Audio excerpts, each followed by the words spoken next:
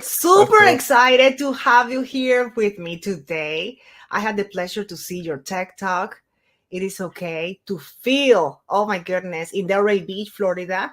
And in 4 minutes, you capture the audience. So, but I'm going to let you introduce yourself. So, welcome, first of all, and thank you. Tell us a little bit about your journey and who you are. Well, first of all, I want to say thank you too.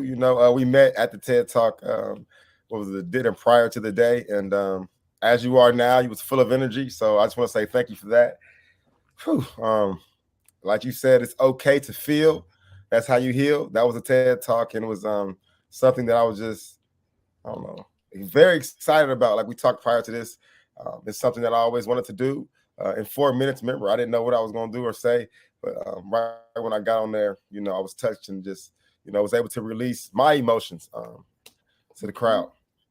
And that comes from your own journey. Tell us a little bit about that and what you're doing with that information and all the strategies that you bring to the table. Yeah, so I'm originally from Columbus, Ohio, where I grew up at, went to high school at, played quarterback football there. I'm at Independence High School.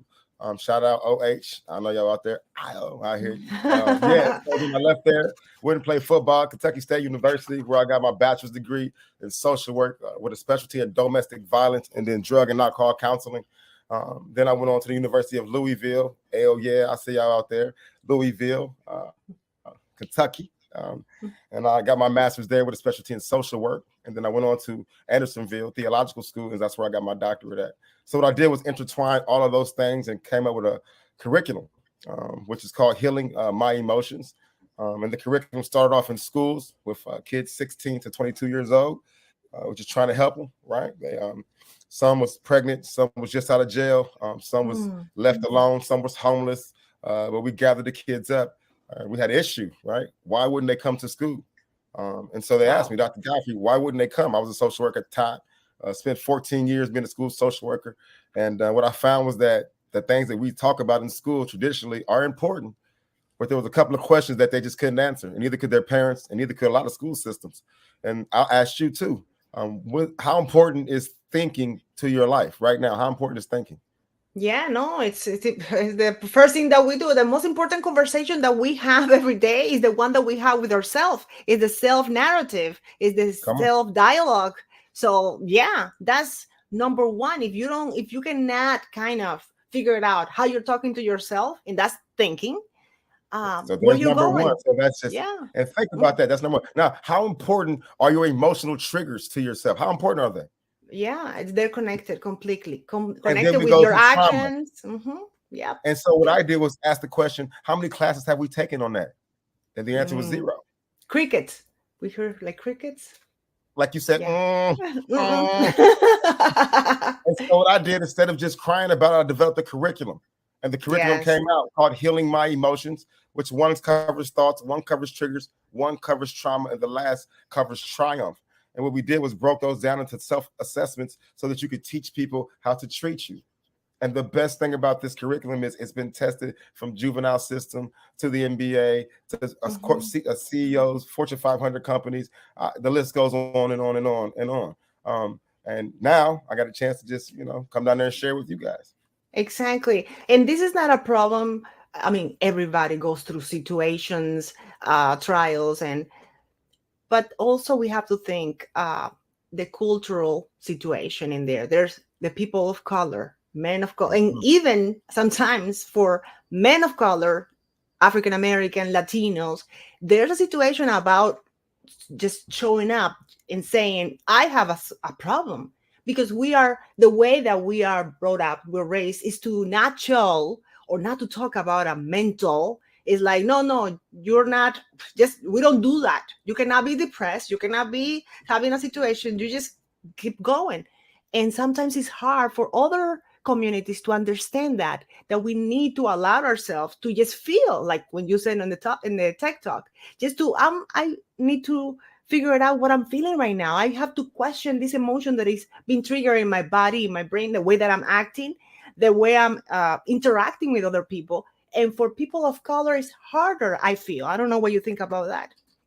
I think that's a total, I don't even know what's the word I'm looking for. A total mic drop. because that's exactly what it is. And that's exactly where it comes from. You know, just like where I come up from, you're not allowed to just be, I don't know, I guess the word vulnerable about how you feel without judgment, without someone coming up and saying this, and that about you. And so that's where it came from. When I said it's okay to feel, that's how you heal. I mean that because I felt that. And I've been around, I mean, some of the worst situations you could be around. And a lot of it starts with suppression. Excuse me, and the suppression of your feelings, right? And like you said, could you imagine? Let's just give a quick situation. Let's just say I jumped in your face right now, and I stood there and I screamed at you very loud, and you looked at me, and I got very aggressive with you. What would you do? I'm scared. Be You would get scared. aggressive back, and you would want to fight Oh, back. You yes. back, right? Yes. You get back. But what if you couldn't? Welcome Okay. to trauma. Welcome to suppression. Yes. I'm not allowed to let it out. And that's not true. And for anybody Yes. out there, especially the Black and brown community who have then, you know, taught that. We're taught that. It's ingrained in a lot of us. Be quiet. Do as I'm Be told, not as quiet. I'm saying. Come on, the whole be quiet thing. You know, I was reading this morning, you think about how many times you're suppressed, how many times your feelings are put on pause and you're not allowed to feel. And as a child, you get confused. And they go somewhere. They go those Hey, feelings I'm go somewhere hurting. in your body. I'm hurting. No, you're not. Stop crying. Yeah. I'll give you something to cry for. Think about that right there. We'll just hold that. Oof. Stop crying, or I'll give you something to cry for, as if what you're crying for isn't worth crying. Yes. So give me your feelings, because they're not true. They're not real, although we see tears. And I'm going to tell you why you should be crying. Huh? Yes. No. And there's also something even more. Men don't cry. There was a whole generation of men don't cry. A whole generation. And they're alive and going somewhere. This generation, you're not supposed to show your emotions at all. And that was like movies about that and books about that. And well, they need to write a book about me because I cry every day. Good for you. And it's Good a for you. release for me. And if anybody's out there, I'm telling you, try it. Try it. It's such a release because I was there. I was there. But could you imagine what happens? And I know there was a study done. There was a study done. You can look it up. There's a study done on some cancer patients, and 90% of them had suppressed anger. Yes. That's why when I first came out on TED Talk, remember I was talking back to the little intern that was back there. She was so nice. She said, "What are you thinking about?" And I said, "Something just came to me." She said, "What?" And I said, "No more suppression. I'm tired of fighting depression. My life is full of blessings. I look at losses like a lesson." And that's how we should do it now. No more suppression. I'm tired of fighting depression. Your life is full of blessings. Watch this. For everybody sitting out there, I want you to give us 5 seconds. Look, stop for a second, wherever you at. All right. You ready? You ready, miss? Watch this. Touch your head. Touch your head. Okay. Wave at me. Wave at me. Okay, clap. Clap, clap, clap. Come on, come on. Okay. Now I want you to sit and I want you to shrug your shoulders up just like this. And then put them down. One more time. Man, I feel I feel? needed this. No. But I want you to think about all the people who can't do that. How blessed are we? Yes. To shake your head, to clap. I work with people who can't do this anymore. My wife works with a lot of special needs people who do this, and that's all as far as they get.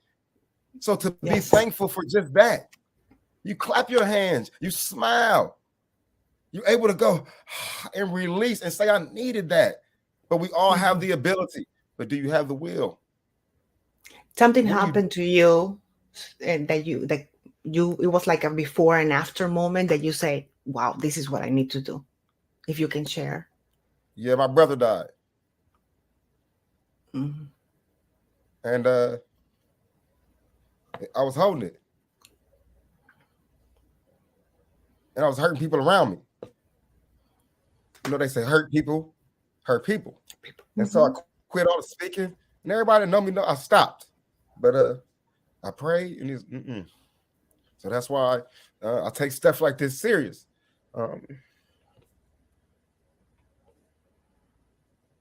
Yeah, we have a whole system, the whole society that we are not understanding um, how we can function and keep moving when we have trauma, because it is possible. It is possible to just heal, like he says. It is possible, but you need to start with that introspection. It's like make a pause, like you did. Like, wait a minute, I do not want to keep going this way. Yeah, and then excuse me, you realize that you get stronger, right? You get Mm, really, really stronger. And if you don't share, you get weak, though, right? Because yeah. negative thoughts visit the strong, but they stay with the weak. Wow. And so what I had to realize was that although tears may come, who can I help? Can you help while you're hurting? And that was the question I had to ask myself. And I knew all my talents and all my gifts. And so I started to call all the people who could put them together, such as you. I got a lot of other people across the country that's helping me now across the world. And I just thank God, right? That moments like this, somebody gonna get help out of this. And that's how you heal. Yes. That's back to my, no more suppression. I ain't holding it back no more. See, you asked the question, boom. I can't, but what do I do? Run from it? And if I ran from that, we're gonna stop the cameras? Huh? Come on, man. No, we need to see that. Come on. One of the Come things on. that impressed me the most about you, and when I saw you on stage, first of all, you have this way of capturing, because you show up authentic. You show up like, I am this, and this is what I need to share. You don't hide your feelings, which is so important for men that for so many decades they were instructed, they were taught to hide your feelings. So when you see a black man on stage saying, "Hey, I cry, I hurt, I need help sometimes, and I know how to ask for help because I allowed myself to do that," that's powerful, because you're giving permission to all of us, not only the African American community, but people of color, and also people of no color, white people Right. everywhere, Right. to just say, wow, if he did it, a strong black man that he was not supposed to show his feelings. So I want to thank you for that. I want to really thank you for that, because that's powerful. We're going to wrap it up. You know how the content in social media and everywhere is like consumed fast, but a message and where to talk to you. I know you do conferences, workshops, and you have that program in different schools in all the United States. So tell us a little bit about that, just to wrap it up. Yeah. So the program, I can be reached. I don't know if we can put the Yes, we can put website. it on the bottom. We'll put it at the bottom. I would love for you guys to reach out to me on Instagram at Javar Godfrey, LinkedIn at Javar Godfrey, Google Javar Godfrey, whatever you want to. But just remember, it's okay to feel. That's how you heal. Suicide prevention is another big thing of mine. I have a bunch of these wristbands that just simply says Yana, which is Yeah. you are not alone. And so in this holiday season, a lot of people are already stressed out, believe it or not. And I would love Yes. for you to understand this about, just please get this, y'all. You put a lot of pressure on people when you put your old traditions on people who may not have what your mother and father had. Just remember that. Everybody is struggling with something, and just another gift may just be the thing to push them over. You can give something besides money. Give them your time, give them a call, give them a hug. Validation is the new hug. I think that was perfect to end with that. Validation is the new hug. Happy The new hug. holidays. Happy holidays. Same Thank to you you. so Thank much. you